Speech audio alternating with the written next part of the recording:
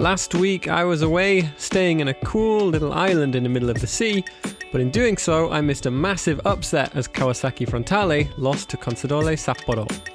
This week I'm back during a time when hardly any games have happened and there's not a lot going on, so we'll talk about my terrible timing and worrying corona updates on this very poorly judged episode of Japan Soccer Weekly.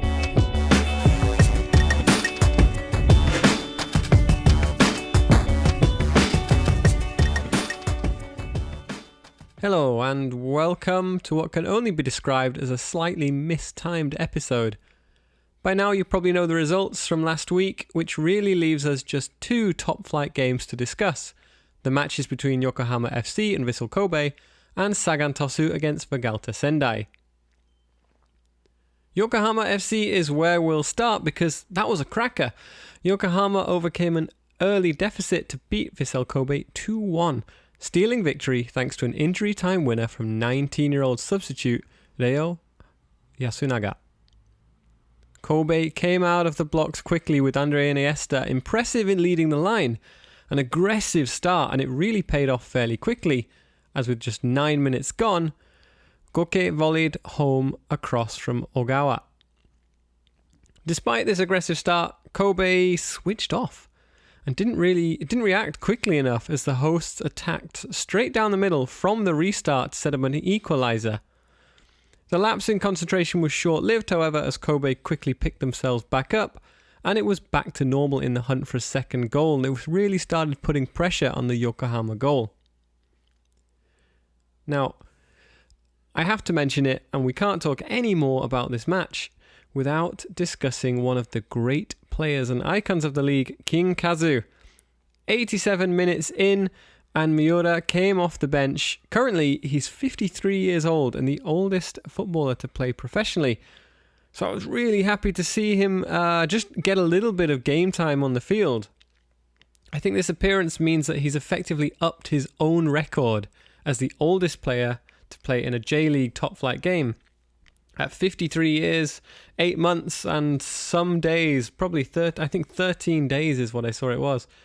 But this is it's a record that he's just extended and might keep going for a little while yet. I wish I could tell you that it was his goal that gave Yokohama the victory, but that honour fell to fellow late substitute Yasunaga, who fired home from distance.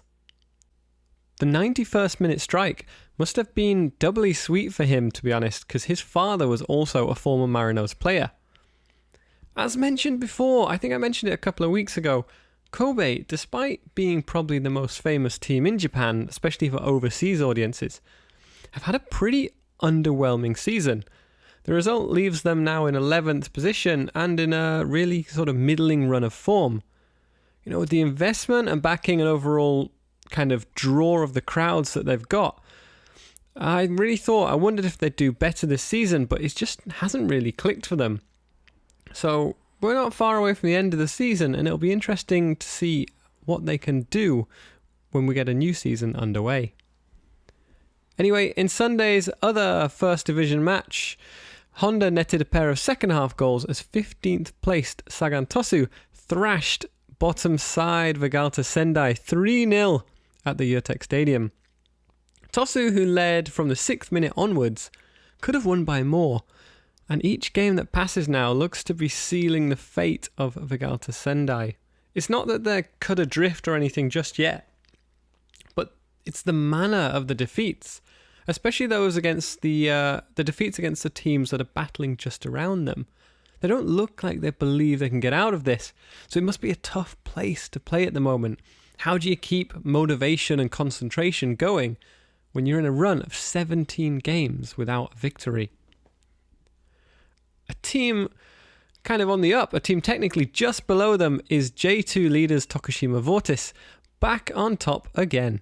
A surprise loss for Avispa Fukuoka against Yamaga, and a couple of very, very good victories for Tokushima, which looked like tricky fixtures beforehand, now means that Vortis are back on top again, 3 points clear and with a huge lead in goal difference too. There will be the J2 teams will be playing again on midweek Wednesday night, so with the possibility that it'll all change again. But that league, the title battle that's going on, is really one to watch out for. We're just over a month away from the end of the season now, and we're lucky that we have so many good battles going on, especially in the J2 and J3.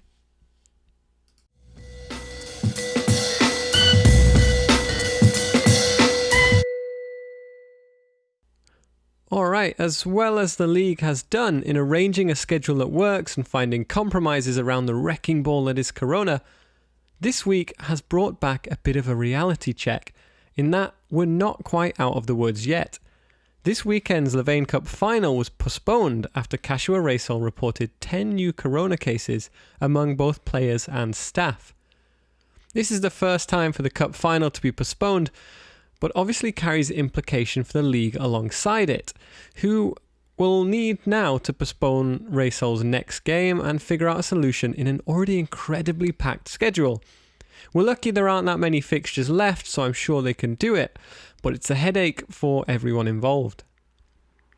Testing among the teams here and the staff has actually been really thorough, extensive, and very transparent, with tests and results regularly posted and updated online that you can just find quite quickly.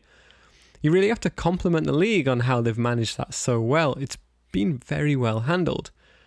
But unfortunately, regardless of testing, cases are still going to occur. And in total, Kashiwa have now reported, I think, 13 positive tests. So first and foremost, we wish everyone a speedy recovery. That's obviously the most important thing.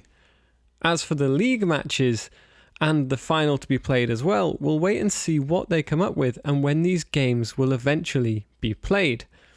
There might not be a huge amount riding on them at that time, and I'm not sure how the delay will work out.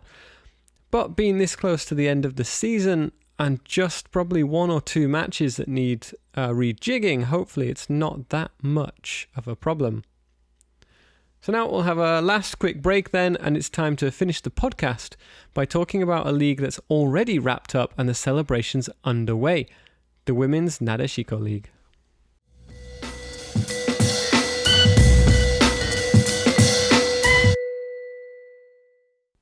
Okay, last part of the podcast now, and all that remains is for us to say congratulations to Urawa Reds.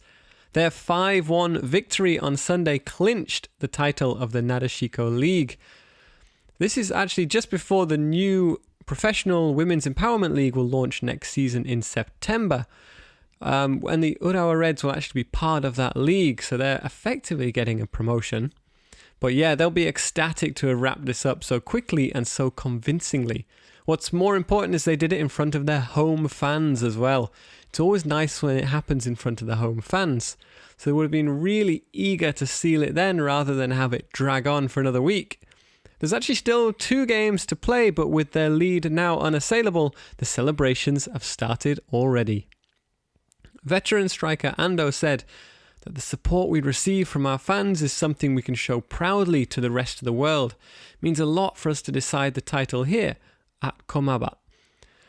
And it's true, actually, they had pretty decent crowd and a very good turnout, really well supported team, which is great to see. And they had the celebrations prepared on the pitch after the game. So as mentioned, Urawa Reds, along with Kobe currently in second place, are 2 of the clubs among the 11 founding members of the Women's Empowerment League that kicks off in September. That's a bloody long time to wait, so it'll be interesting to see where some of the top players train and move to in the meantime. Just to confirm, the Nadeshiko League will still continue and will effectively become the second tier of women's soccer, but for the time being, at least in that first season, there'll be no relegation or promotion to the Women's Empowerment League. We'll obviously see that might change over time, but for now we'll have a first tier and a second tier, but there does not appear to be a way to move between them at the time being. And that will do for this roundup. Wednesday, as mentioned, we have a selection of midweek matches. Gamba Osaka against Kobe probably being the pick of the bunch from the J1. There's a full lineup of games in the J2, with important results happening at both the top and bottom of the table. Avispa Fukuoka, in particular, are looking over their shoulders at Nagasaki at the moment. I'll be back next week to discuss how the table is shaping up, the fixtures to keep an eye on going forward. Have a good week, everyone, and I'll see you on the next week's episode of Japan Soccer Weekly.